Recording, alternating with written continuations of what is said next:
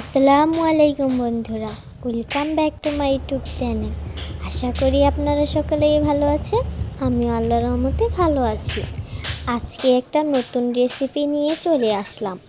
সেই রেসিপিটা হচ্ছে ফুলকপি দিয়ে রুই মাছ রান্না। ফুলকপি দিয়ে রুই মাছ কীভাবে রান্না করলাম সেটাই আজকে আপনাদের দেখাবো। রান্না করার জন্য আমি প্রথমে মরিচ কেটে নিলাম, এরপর একটা টমেটো কেটে নিলাম।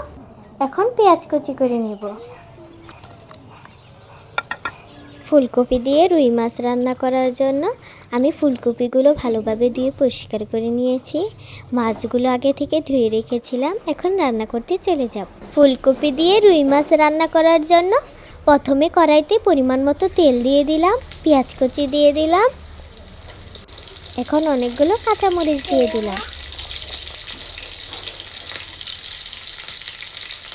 সবগুলো কাঁচামরিচ দিয়ে দেওয়ার পর পেঁয়াজগুলোর সাথে ভালোভাবে ভেজে নেব।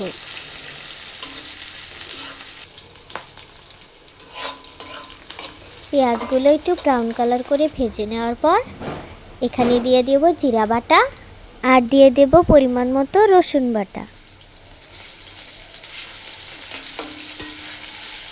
মশলাগুলো কষিয়ে নেওয়ার জন্য এখন পরিমাণ মতো পানি দিয়ে দেব।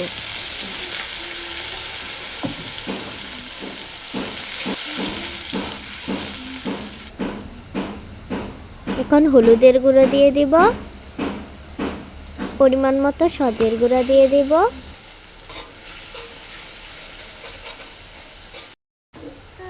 এখন পরিমাণ মতো মরিচের গুঁড়া দিয়ে দেব।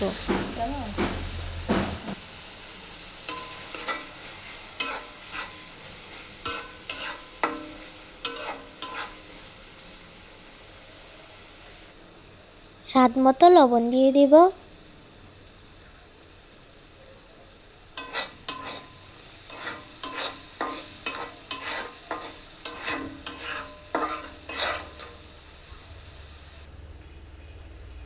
মশলাগুলো কষিয়ে নেওয়ার পর রুই মাছগুলো দিয়ে দেব।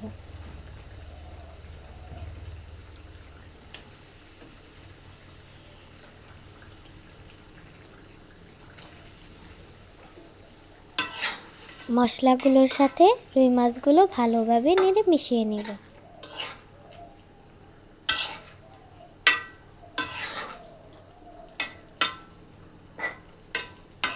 রুই মাছগুলো কষিয়ে নেওয়ার জন্য এখন আমি ঢাকনা দিয়ে ঢেকে দেব।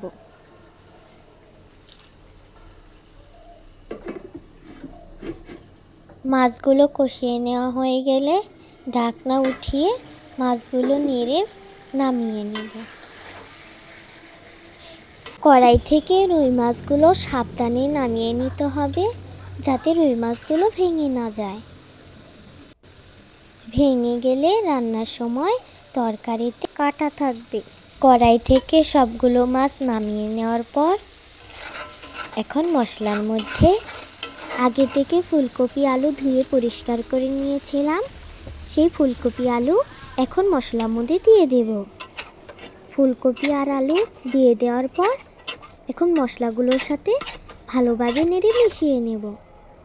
ফুলকপিগুলো কষিয়ে নেওয়া হয়ে গেলে ঢাকনা উঠিয়ে ফুলকপিগুলো নেড়ে নেব। ফুলকপিগুলো সিদ্ধ করে নেওয়ার জন্য এখন পরিমাণ মতো পানি দিয়ে দেব, যেন ফুলকপিগুলো ভালোভাবে সিদ্ধ হয়ে যায়। পরিমাণ মতো পানি দিয়ে দেওয়ার পর ফুলকপিগুলো ভালোভাবে নেড়ে নিতে হবে। এরপর আমি তরকারিতে টমেটো ব্যবহার করব, সেজন্য টমেটোগুলো দিয়ে দিলাম। টমেটো দিলে তরকারির স্বাদ দ্বিগুণ হয়ে যায়, আর ধনেপাতা দিলে তরকারিতে অনেক সুবাস বের হয়, এজন্য দুটো দিতেই হবে। ধনেপাতা কুচি দিয়ে দেওয়ার পর রুই মাছগুলো কষিয়ে নেওয়া হয়েছিল, সেই রুই মাছগুলো এখন তরকারিতে দিয়ে দেওয়া হবে।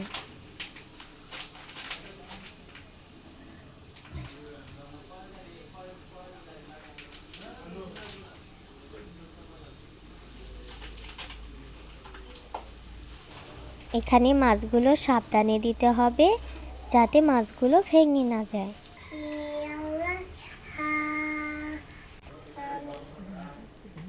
তরকারিগুলো রান্না করার জন্য এখন ঢাকনা দিয়ে ঢেকে দেওয়া হলো। আমার ভিডিওটি যদি তোমাদের ভালো লাগে বন্ধুরা, তাহলে চ্যানেলটা অবশ্যই সাবস্ক্রাইব করবে। ভালো লাগলে অবশ্যই লাইক করে দেবে। ধন্যবাদ বন্ধুরা।